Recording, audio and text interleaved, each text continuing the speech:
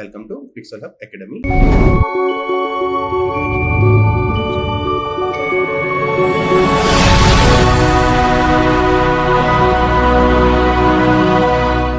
Tools આપણે જોઈ લીધા છે, કંટ્રોલ્સ બી આપણે જોઈ લીધા છે, લેયર્સ બી આપણે જોઈ લીધું છે.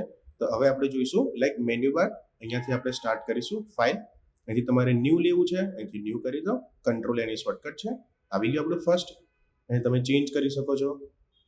જે આપણે ફર્સ્ટ વિડીયોમાં જોયું છે એ જ વસ્તુ તમે અહીંયાથી કરો, ક્રિએટ કરો એટલે તમારું ન્યૂ વિડીયો તમારે ન્યૂ ફાઇલ તમારી ઓપન થઈ જશે. સેકન્ડ છે ન્યૂ ફ્રોમ ટેમ્પલેટ. તમારે ટેમ્પલેટ જો અહીંયા હશે, આપણે બ્લેન્ક ટેમ્પલેટ્સ છે, અહીંયા બધા ટેમ્પલેટ છે. તમારે કોઈ બી ટેમ્પલેટ યુઝ કરવું છે તો તમે યુઝ કરી શકો છો. લાઈક બ્રોશર છે, બેનર એન્ડ પ્રેઝન્ટેશન, લેબલ્સ, આ બધા તમારા રેડીમેડ ટેમ્પલેટ્સ છે, એ તમે યુઝ કરી શકો છો.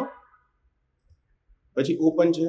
તમે ઓપન તમારી ફાઇલને તમારે ઓપન કરવી છે કે મેં ઓલરેડી ફાઇલ કરી છે, બનાવેલી છે અને તમારે એને ઓપન કરી, તમે ત્યાં જઈ અને તે ઓપન કરી શકો છો. પછી આવશે ક્લોઝ. અહીંથી હું ક્લોઝ કરીશ તો ઇલસ્ટ્રેટર ક્લોઝ નહીં થાય, મારી ફાઇલ ક્લોઝ થશે. Okay, close all. જેટલી બી મારી ફાઇલ ઓપન હશે બધી જ મારી ફાઇલ ક્લોઝ થઈ જશે. સેવ કરવું છે, અહીંયાથી હું સેવ કરીશ. સેવ ઓન યોર કોમ્પ્યુટર. અહીંયા ઘડી તમારે ધ્યાન રાખવાનું છે કે તમારે જ્યારે બી ફાઇલ સેવ કરો તો એડોબી ઇલસ્ટ્રેટર એઆઈ જ રાખવાનું છે. લાઈક એનું એક્સટેન્શન .ai હોવું જોઈએ, જેનાથી તમે ફરી તમારી ફાઇલને એડિટ કરી શકો છો. સેકન્ડ છે EPS ફાઇલ. તો EPS ફાઇલ તમે ઓપન કરશો, લાઈક ક્રિએટ કરશો તો ફોટોશોપમાં બી ઓપન થશે, કોરલ ડ્રોમાં ઓપન થશે. લાઈક EPS ફાઇલ તમારી ઓપન થઈ શકે છે. અમુક વાર તમે કોઈ વેબસાઇટ પરથી EPS ડાઉનલોડ કરો તો એ EPS બી તમે અહીંયા ઇલસ્ટ્રેટરમાં ઓપન કરી શકો છો. પછી ટેમ્પલેટ બનાવી શકો છો, PDF કરી શકો છો, SVG કરી શકો છો, SVG સેમ કરી શકો છો. બરાબર, તો અહીંયાથી તમે આટલી ફાઇલ તમે ક્રિએટ કરી શકો છો. પણ મોસ્ટલી આપણે AI જરૂર હોય તો જ તમારે EPS કે તમે ટેમ્પલેટ્સ ક્રિએટ કરો. નહીં તો તમે સિમ્પલ એડોબી ઇલસ્ટ્રેટર .ai તમારી અહીંયા ફાઇલ આવશે. અહીંયા તમે નામ લખી દો, test_01. હું ડેસ્કટોપ પર સેવ કરું છું. સેવ. અહીંથી તમારું ઇલસ્ટ્રેટર 2020 છે, તમારે શેમાં કરવું છે. લાઈક તમારું આ હાયર વર્ઝન છે, તમારે લોઅર વર્ઝન તમારી જોડે હોય બીજી સિસ્ટમમાં, જો તમે ઓપન કરવા જશો તો એ ઓપન નહીં થાય. તો એના માટે શું કરવાનું, તમારી જે બીજી સિસ્ટમમાં તમારું લાઈક CS3 છે તો અહીંયાથી તમે CS3 કરી દો. અને તમારી જો સેમ હોય તો તમે 2020 રાખો અને અહીંયાથી તમે સેવ કરી દો.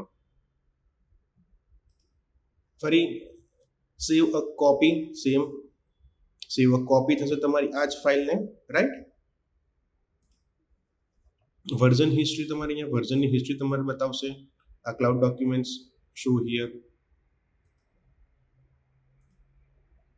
Save as a template. તમે કોઈ લોગો કે તમે કોઈ ટેમ્પલેટ્સ બનાવ્યા છે, તમે કોઈ કંપની માટેનું વર્ક કર્યું છે તો એને તમે જે ટેમ્પલેટ તમે સેવ કરવા માંગો છો તો એ ટેમ્પલેટ્સમાં તમે અંદર સેવ કરી શકો છો. એની એક્સટેન્શન છે .ait. બરાબર છે, એડોબી ઇલસ્ટ્રેટર ટેમ્પલેટ ફાઇલ એટલે .ait પર તમારે સેવ થશે. લાઈક સર્ચ એડોબી સ્ટોક, જે આપણે એડોબીનું સર્વર છે ત્યાંથી તમારું જશે. આ પ્લેસ છે, તમારે એની અંદર કોઈ બી ઇમેજ લાવી છે તો તમે અહીંથી ઇમેજ લાવી શકો છો.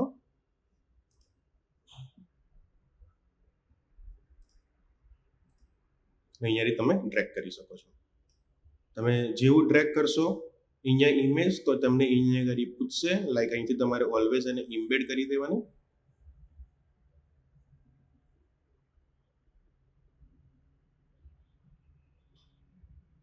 રાઈટ, હવે તમારું અહીંયાથી સેવ થઈ ગયું છે અંદર ફાઇલ તમારી.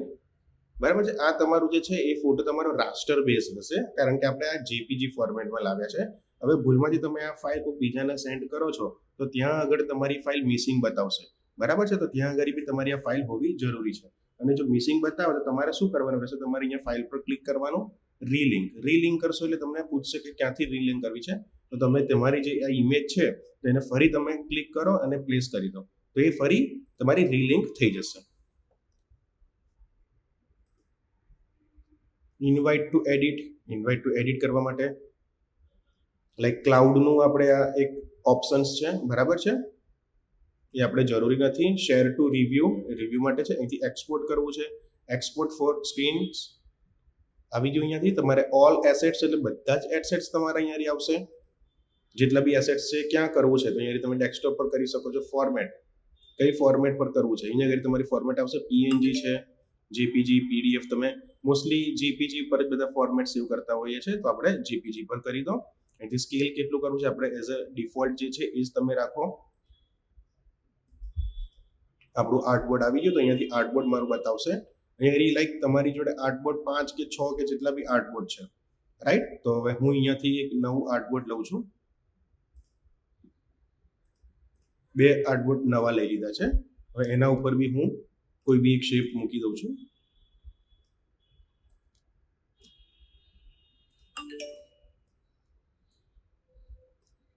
બરાબર છે. હવે હું ફાઇલ, એક્સપોર્ટ ફોર સ્ક્રીન, અહીંયા તમને પૂછશે કે તમારે શું કરવું છે. તો લાઈક હું અહીંયા 2 3 તમને અહીંયા બતાવશે રેન્જ, અને તમે ઓલ કરશો તો તમારા બધા જ આર્ટબોર્ડ તમારા ડેસ્કટોપની અંદર તમે જ્યાં લિંક આપશો તો ત્યાં તમારી ફાઇલ સેવ થઈ જશે.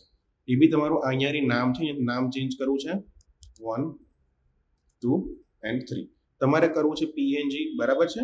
આ સિમ્પલ પીએનજી અને જેપીજી નું બી ડિફરન્ટ બતાવી દઉં. પીએનજી છે આપણે પાછળ કોઈ બેકગ્રાઉન્ડ નથી લીધું, રાઈટ. તો તમારે પાછળ કોઈ બેકગ્રાઉન્ડ નહીં આવે. લાઈક વોટ્સઅપની અંદર જે રીતનું આપણે સ્ટીકર યુઝ કરીએ છીએ એ જ રીતનું તમારા શેપ તમને જોવા મળશે. એક્સપોર્ટ આર્ટબોર્ડ આવી ગયું. અહીંયા તમારું ડેસ્કટોપમાં તમને અહીંયા 1x કરીને ફોલ્ડર હશે, અને તમારા આ 3 શેપ છે. હવે હું આ 3 શેપ પીએનજી છે હું અહીંયા ઓપન કરું, ડ્રેગ કરશું તો બી ઓપન થઈ જશે. આવી ગયા. સી છે પીએનજી. તો આ આપણી પીએનજી ફોર્મેટ થઈ, અને આ બી આપણા રાસ્ટર બેઝ થઈ ગયા છે. હવે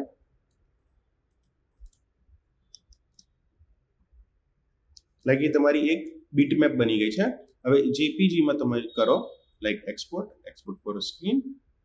અહીંયાથી હું કરું છું જેપીજી, રાઈટ. ડેસ્કટોપ પર જ કરું છું. એક્સપોર્ટ આવી ગયો. એની અંદર ફોલ્ડર. હવે આ જેપીજી ડ્રેગ કરીએ આપણે.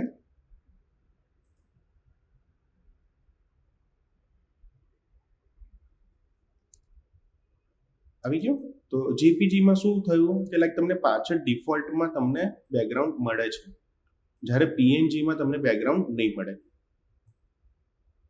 તો આ ડિફરન્ટ છે આપણે પીએનજી અને જેપીજી નો.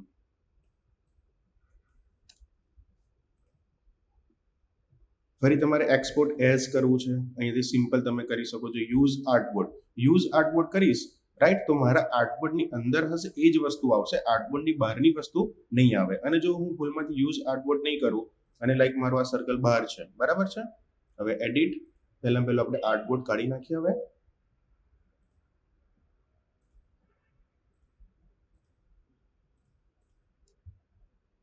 સી 2 શેપ મારા આર્ટબોર્ડની બહાર છે. તો ફાઇલ, એક્સપોર્ટ એઝ. અહીંયાથી હું યુઝ આર્ટબોર્ડ નથી કરી રહ્યો, હું test.png છે. એક્સપોર્ટ. અહીંયા પૂછશે મને હાઈ તમારે કેટલા પિક્સલ પર ઇંચ કરવું છે, તો હું 72 પિક્સલ પર ઇંચ કરીશ. અહીંયાથી કોઈ ચેન્જીસ નથી કરવાનો. અને ઓકે તમને અહીંયા પણ બતાવશે. જો આર્ટબોર્ડની બહાર તમારો જે શેપ છે એ બી તમને બતાવશે. તમે ડેસ્કટોપ પર તમે જશો એટલે તમને ડેસ્કટોપ પર તમારી ઇમેજ મળી જશે. સી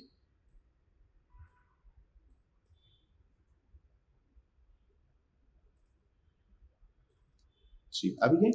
પીએનજી છે એટલે બેકગ્રાઉન્ડ નહીં આવે, અને આર્ટબોર્ડની બહારનું બી તમને મળી ગયું. હવે હું યુઝ આર્ટબોર્ડ કરીને બતાવું. Export as use artboard test.png. Export. અહીંયાથી રિપ્લેસ આપણે નેમ ચેન્જ કરી દઈએ, એક ઓલરેડી આપણે છે જ. ઓકે. અહીંથી test.2 એક્સપોર્ટ. અહીંથી 72. અહીંયા તમને લાઈક પ્રીવ્યુ મળી ગયું છે. ઓકે.